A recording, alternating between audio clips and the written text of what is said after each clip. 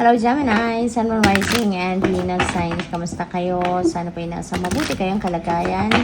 Welcome back po sa Star Tarot. At kung bago kayo rito, welcome din po kayo. Please subscribe, like, share my videos, and leave me a comment po kung nakaresonate kayo. Thank you.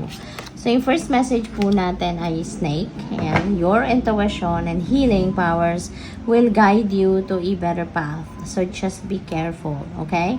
So, ngayon, talagang kailangan ninyong makinig or kailangan ninyo na i-access, yung inyong intuition. Kasi, pwede na maraming mga gabay, pinapadala sa inyo ng Divine Universe. There could be a lot of guidance, there could be a lot of messages that are being sent to you, kaya importante na pakinggan ninyo ito at i-access ninyo ito, Healing powers are also being sent to you. Dito siguro ito yung kailangan ninyo sa ngayon. Maybe there are situations na magulo siguro sa buhay ninyo and it needs healing, or pwedeng physical ailment ang meron din ang iba sa inyo, kaya you can also expect that there are healing powers, diba, na ibibigay sa your healing energy. Or pwede rin dito Gemini na you are being used ng universe, or kinakasangkapan ka siguro, or kakasangkap. Pasensya na, nabubulol ako. Yung parang, the divine universe siguro is choosing you to be his conduit, Ikaw yung magiging daan niya para makapagpadala siya ng healing powers or healing energy sa mga taong nangangailangan nito. And he is going to use you.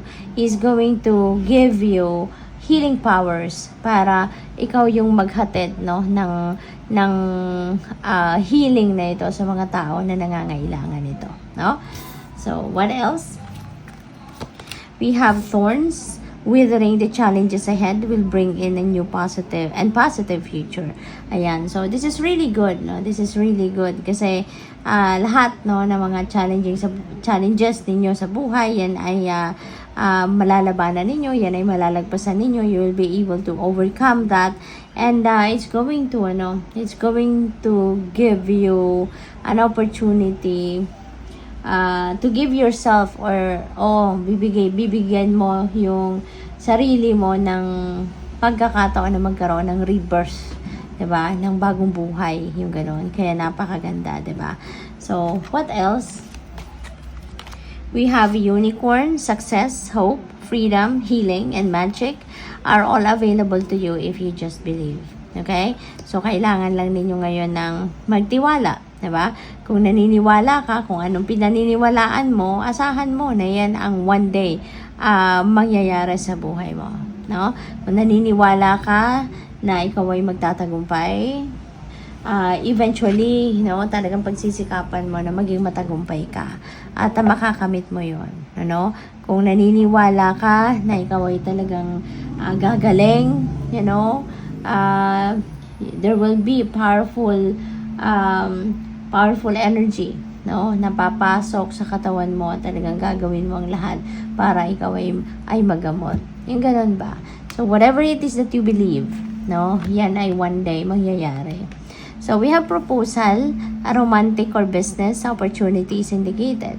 Yan. So, siguro meron ditong proposal, marriage proposal na magaganap. Pwedeng ikaw yung magpo-propose or baka sa'yo magpo-propose. Or pwede rin na business opportunity ito. Business offer, ang pwedeng ma-receive ninyo. Kaya good luck po. And before I go on, I would like to say hi muna and shout out po sa ating beloved channel member na si At Alexander Toralba 3777. Hello po sa inyo and maraming salamat sa patuloy ninyong suporta sa aking channel. Thank you for sending me donations po. Salamat. We have disruption. Ayan. So, may mga pagbabago na magaganap.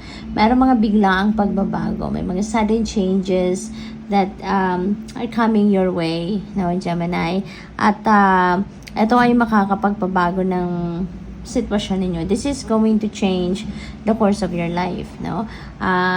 There is a surprise element to this. Hindi mo to inakala na mangyayari, pero that is going to happen because it's divine timing na. No? Divine timing has come para ito ay mangyari.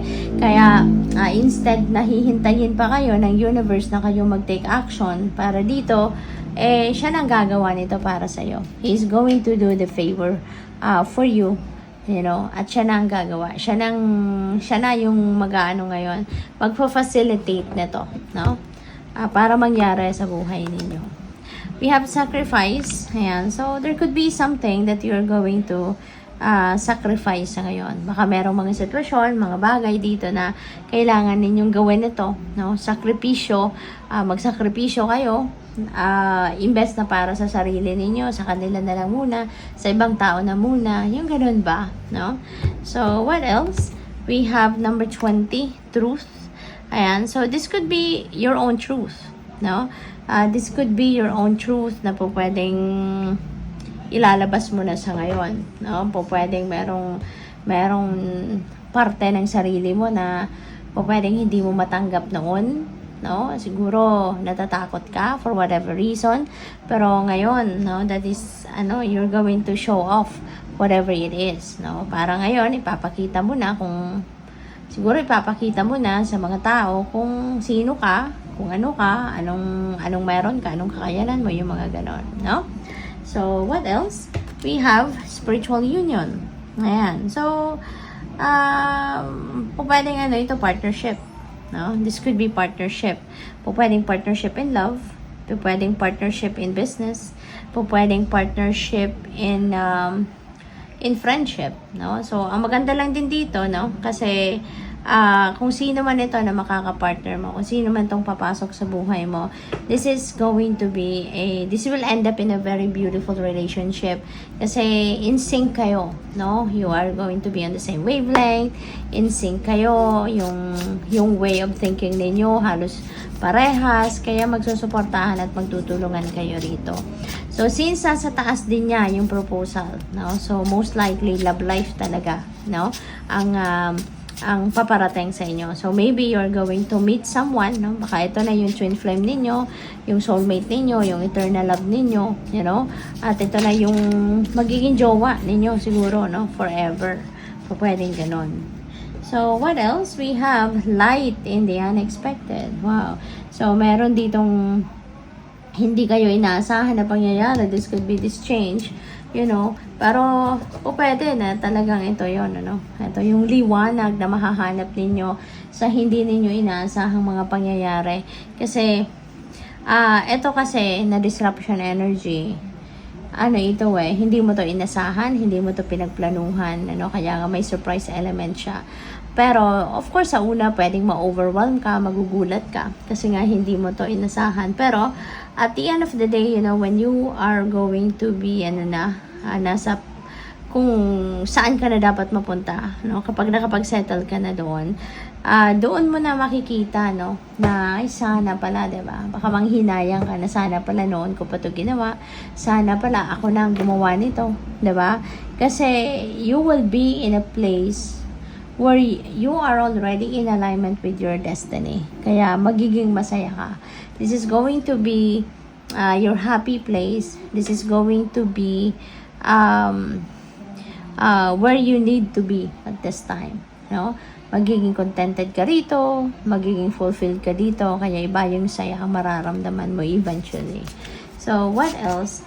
We have welcome the divine masculine. It's time for you to take charge, no? Gemini, panahon na para to get on your feet, no? At gawin mo na ang mga bagay na dapat mong gawin. Do not allow other people, diba? Or do not wait for other people to do the things for you, yung ganon. But do it yourself na, no? Gawin mo na kung anong dapat mong gawin para sa sarili mo. Alright? So, what else? We have your past supports your future. Ayan. So, kung ano ang nakaraan mo, kung ano ang mga natutunan mo, sa inyong nakaraan. Gamitin mo yon, yun ang bitbitin mo sa buhay mo sa ngayon. Kasi yun ang susuporta sa'yo sa future mo. Kasi kung ano man yung mga natutunan mo in the past, ano man yung mga lessons learned, wisdom that you have gained sa inyong mga sitwasyon in the past, yun ang makakatulong sa'yo para mas maitama mo yung mga pagkakamali mo noon. Yun ang magiging inspirasyon mo na kung ano man yung mga naging success ninyo sa iyong nakaraan, pwede mong i-apply muli yan sa ngayon and in the future.